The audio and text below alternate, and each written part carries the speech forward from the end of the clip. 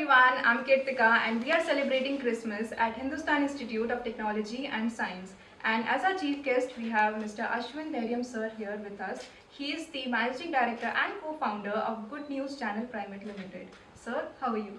I'm doing well, Ritika. I'm really doing well. Happy to be here in your college, in this facility, and also super excited that to see what you guys are doing here in Hindustan. Really enjoyed the lovely Christmas program which was put together, and I'm excited to be in your department. So you ask me the questions. Yeah. Okay, sir. So talking about your company, Good News, can you please walk us through how you started it and without having a business background, how you took it forward and how it's going on right now? Okay, let me give you the shorter version of it. I come from a very simple middle class family where my father basically was a cameraman director. He used to work with the government. So when he took his retirement, he didn't want any of us to be in media. So I have an elder brother who was a dentist. I have a sister who was a dentist. And since I did not study so well, my father always said, I want to put you in a less strenuous job. So he said media is very strenuous. So he didn't wanted me to do anything to do with media. But something happened. It's very interesting to note that I applied for various colleges, and several colleges turned me down. And when I applied for the film school, and they said yes. So there was 10 seats, and out of 10 seats, I was selected to study there. And this was a 3-year program on sound engineering. And the first year I studied, I was just joined the college. 4 months down the line, my father came out of government service, and he said, we're going to start a television studio. This was in the year 1995. Were you born then? No. No. So 1995, we took a bank loan and we started a television studio. So I was 18 years old. I joined my first year in college in the film school, and the same year I had the responsibility of running a TV studio. So one of the first checks I signed was signing for a bank loan. That's what I remember.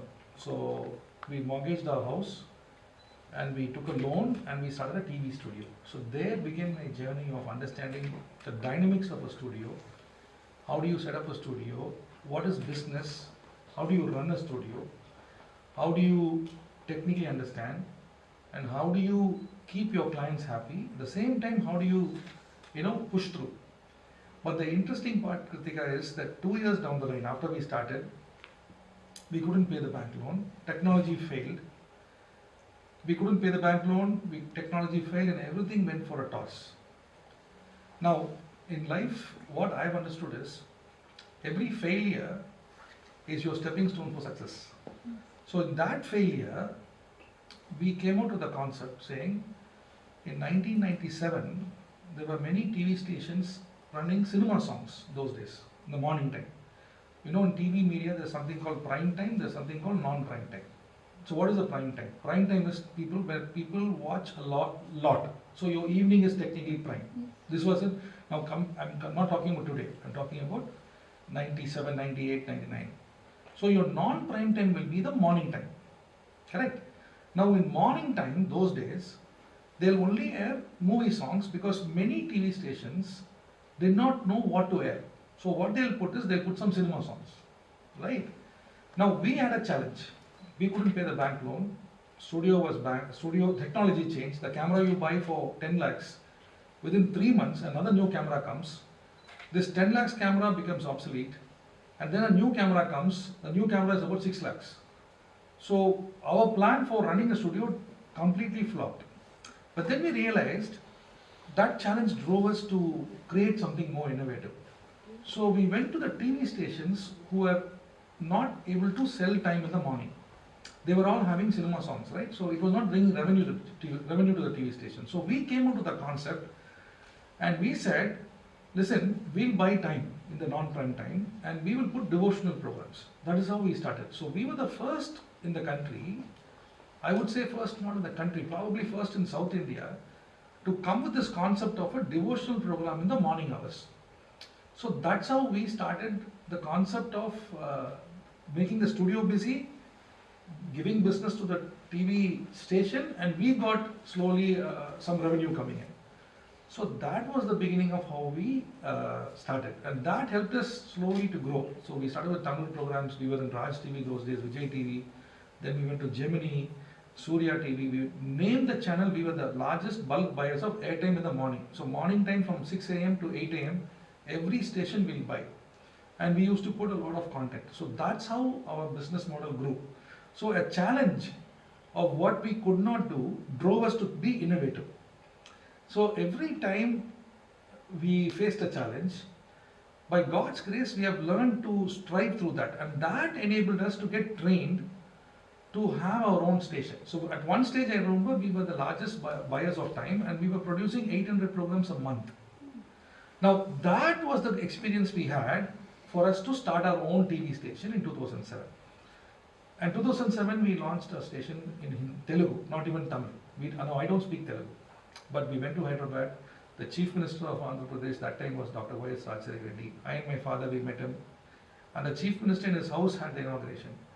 Then we launched a Hindi station called Subh Sandesh in 2012. Again, I don't speak Hindi, but we run a Hindi station. And then 2015 a Tamil station, and then 2016 an English station. So that's been our journey. Our journey was birthed out of not luxury, but birthed out of a lot of good thinking. But as you journey in media, one thing I've learned is that every challenge, it all depends on how you look at the challenge. You can look at it negatively, or you can say, okay, this is the challenge, how do I innovate and come out of it? So that's been the journey for us. And now we are also getting ready for launching of a global OTT platform, but also in Southeast Asia, we have the first AI studio, where we have a team of 25 people, where we are creating something called the Epic Bible, where we have done about 85 movies. And so I'm part of their think tank team, and we have animators, creators, and very interestingly, my father, who's a cameraman, is 80 years old, and he's directing the movies. So for AI, there's no age bar. You have to be innovative, and you have to know what you want, and you can create. So hope that explains the whole journey. A lot of insights in the story, but that's how we began. It actually began with a bank loan, but by the grace of God, we have gone through all that, and today we are going global. So that's where we are. Thank you, sir. I mean, your journey will really inspire students today, and it would be safe to say that you in some way revolutionized how India saw television, right? In a way, it was part of I don't think I revolutionized anything, or my team. In a way, that India was going through a revolution. Those days, television was the big thing. Satellite TV color TV came to India in 1983. Satellite TV comes to India in 1987. We were in 95, started a television studio. 2007, we launched our TV station. So that's how television is evolved. Now I am seeing another evolvement, which from traditional media. Traditional media is still active and alive. I would say its demographic has changed to about 35, 40. And now digital media has come. So it's no more broadcast media, it's digital media and traditional media. So that's how media has evolved now. Today people are more on mobile phones, social media. So things have evolved, but what has not changed is the content. The platform will never drive your content. Let's say you launch a YouTube channel. Now just because you launch a YouTube channel, the question we need to ask ourselves is, it's not the platform anymore. Earlier you had to come to Doordarshan was the only channel. Then private TV was the only channel. Today everyone has got a channel. That is not going to drive. What is going to drive you is the content. What are you putting into the channel which makes people watch? I think that's the game changer. And that's what we are focusing with AI. How do we be innovative with content? How can you be creative with content? So earlier, the television business, it's a distribution game. They say that even if your content is good, if you are not distributed through cable, nobody watches. But the digital side, your distribution is not a problem. Your content is king. They say content is king. So if you want to really be effective in media, you have to be innovative and your content has to be good. That's where today media is standing. So sir, for the media students here, with AI coming in and the entire entertainment game changing for the next coming years, what advice do you have for students who are in their final years who are learning media, who are aspiring to join the Okay. industry? My advice, I would say advice, I would say this is my take on for students who are pursuing media studies. I think the take is very straight and simple. Try to work first, understand the foundations very clear, and try to work under a tough environment, meaning start to work in a real environment before you come in an artificial environment. Now, AI is really changing the game. Now, AI is good, but I would recommend students to first get your hands, feet on real environment. Go and work under somebody, understand what a script is, understand what a story is, understand what a real studio is. So once you know what the real studio is, then shifting to artificial intelligence is easy. But if you don't know what the real story is, and if you straight away come to artificial intelligence, in my opinion, that's good, but somewhere when you go from artificial intelligence back to the real situation, you'll get stuck. I hope you understand. So if you're grounded, if you know what your shot is, if you know what your script is, if you know what a screenplay is, if you know what a direction is, and then when you start working with a real team in a real environment, that will be helpful for you to go to the artificial intelligence.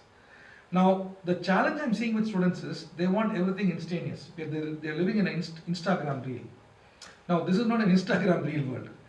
No, this is the real world. So if you, and life has to be in a real situation. So I would say, learn the foundations very strong, use AI tools, but always don't be dictated by AI.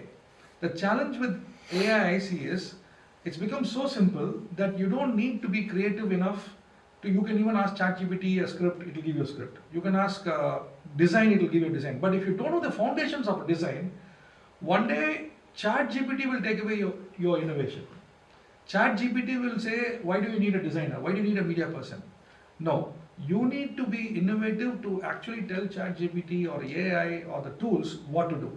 Never let them tell you what you should be doing.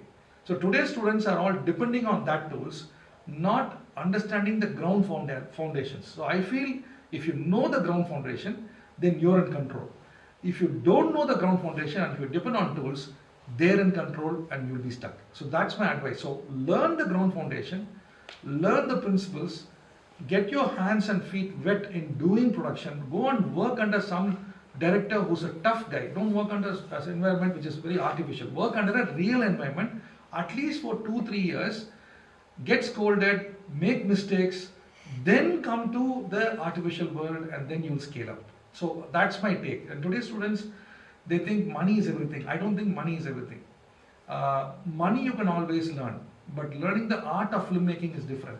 So don't get carried away by saying, I want to earn money today. Work under somebody, even if you don't get paid, still work, gain the experience. That's going to be your asset. And then move into the tools. Don't straight away go to the tools is my take for today's students. Thank you so much, sir. It was very nice talking to you, and the people who will be watching this video will gain a lot of learning from what you have spoken. Thank you. And Merry Christmas, sir. Thank you. Happy Best wishes. Thank you. Ritika. Thank you so much.